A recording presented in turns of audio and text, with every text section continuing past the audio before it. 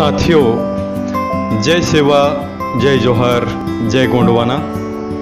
साथियों, मेरा व्याख्यान आज का जो है वो इस प्रकार से है कि हमारे गोंडवाना धरातल 52गढ़ 57 परगना 258 रियासत गोंडवाना के राज व्यवस्था के दौरान हमारे राजा महाराजा या हमारे लिंगो शंभू मतलब किसी भी जगह, गांव, पैन ठाना, किसी भी चीज का निर्माण करते थे, स्थापना करते थे, तो उसका एक स्पेशल पुरखा अनुसार नामकरण करते थे। और हालांकि हमारे आन बान शान के साथ बहुत कुछ फेरबदल हो चुका है, हो रहा है और आगे भी होगा, क्योंकि हम आज असंगठित हैं, जिसका नुकसान हमें झेलना पड़ रहा है। तो आज जो हमारा, मैं आज की बात करूं तो हमारी गोंडवाना के, हमारे पुरखों का जो आन बान शान, निशान और पहचान को अब भी हम कैसे बचा सकते हैं, कैसे जीवित रख सकते हैं, इस पर मेरा विचार है। ध्यान से सुनेंगे दोस्तों। मैं बहुत अच्छा, मेरे अनुसार हो सके, आपके अनुसार अच्छा ना हो, कोशिश किया हूँ ये बात बताने का आपको कि कैसे हम आज भी हमारे पुरखों का और गोंडवाना का स्मारक, आन बान शान, निशान और पहचान, नाम को बचा सकते हैं। तो पहले जैसे कि मैं बता चुका हूँ किस तरह का नामकरण हुआ करते थे, और आज एग्जाम्पल के लिए मैं बताऊँ, जैसे हमारे गांव में, मोहल्लों में, आसपास एरिया में, जैसे कोई ढलान एरिया में मोहल्ला है, नीचे एरिया में, तो उसको नीचे मोहल्ला बोल देते हैं। अगर थोड़ा ऊपर में सा है तो उसको ऊपर मोहल्ला बोल देते हैं। अगर वो बराबर में है और वहाँ कोई पेड़ है, पीपल का, आम का, महुआ का, जो भी है, तो उस पेड़ के अनुसार उस मोहल्ले का नामकरण कर देते हैं। और हमारे पुरखा लोग ऐसा नहीं करते थे। किसी भी चीज़, किसी भी स्मारक का नामकरण हमारे पैन व्यवस्था, गढ़ी व्यवस्था अनुसार या फिर राजा महाराजाओं के नाम के अनुसार हुआ करता था। जैसे मैं हमारे ही गढ़ा मंडला की बात करूं तो मंडला जो पड़ा ये मरावी वंश के राजाओं के अनुसार मंडला पड़ा। हालांकि मड़ला कहते थे, आज मंडला कहते हैं। और वहीं समीप हृदय नगर है, तो राजा हृदय शाह के द्वारा निर्मित उस गांव को हृदय नगर कहा गया। इस तरह से मतलब तमाम जगह इस तरह का नामकरण हुआ करते थे। और आज जैसा कि कोई खेत है, तो खेत तो सभी को खेत कहा जाता है ना। खेत कहें तो जितना भी खेती लायक ज़मीन है, जहाँ हम खेती करते हैं, उसको खेत ही बोलते हैं। तो खेत ही बोलेंगे तो हमारे घर के ही आदमी नहीं समझ पाएंगे, कौन खेत पूछेंगे।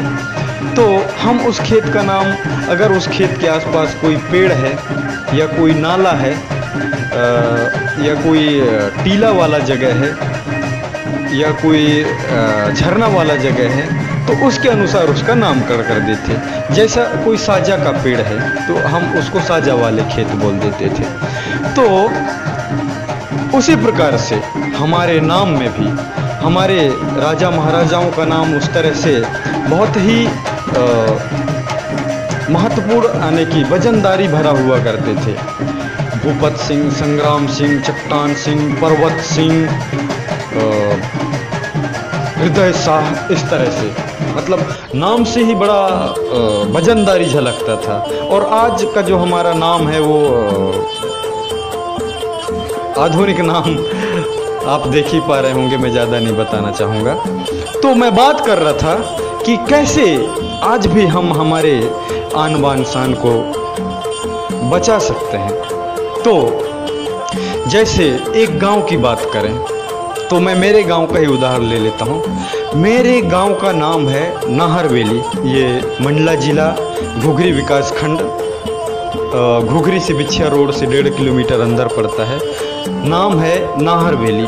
तो इस गांव का नाम रखने के पीछे भी एक बहुत बड़ा लॉजिक है, वो ये कि नाहरवेली मतलब शेरों का रहने का जगह है, जिसको नाहर बोलते थे। तो पहले के समय में हमारे गांव में क्या हर जगह जंगल ही था। आज अब आधुनिकता के दौर ने जंगल को अंधाधुंध काट दिया है, ये अलग बात है।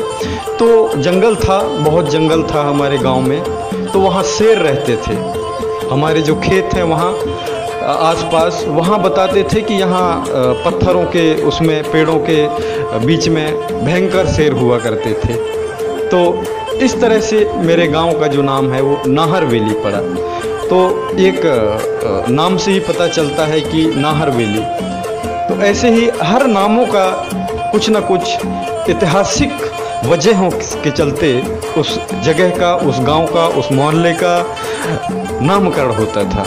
तो आज हम जो हमारा जीवन साइकिल चल रहा है ना, वो हम हमारे मम्मी पापा, दादा दाई और आजी दादी तक के लोगों को ही जानते हैं।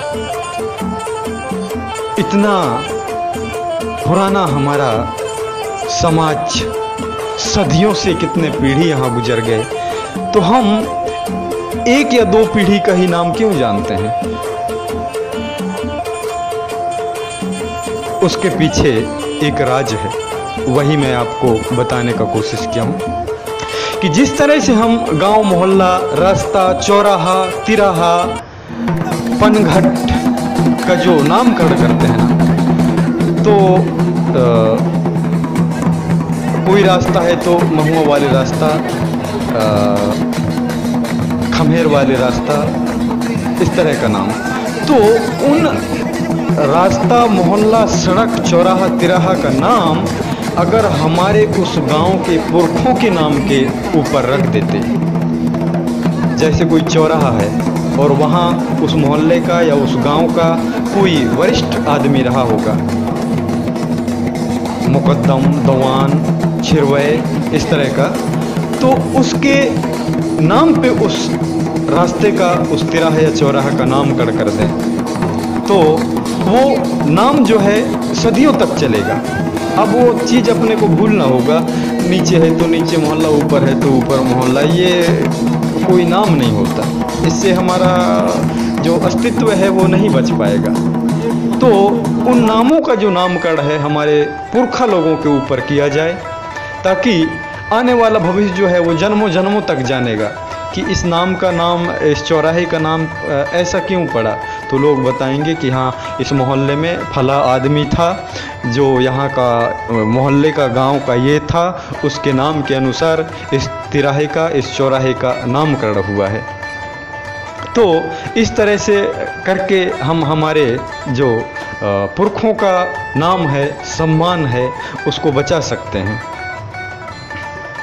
जैसे मैं खेतों का नाम बताया, साजा वाले खेत, साजा वाले खेत, तो भले ही आज के समय में वो खेत में साजा का पेड़ ना हो, पर हम उस खेत को साजा वाले खेत के नाम से जानते हैं।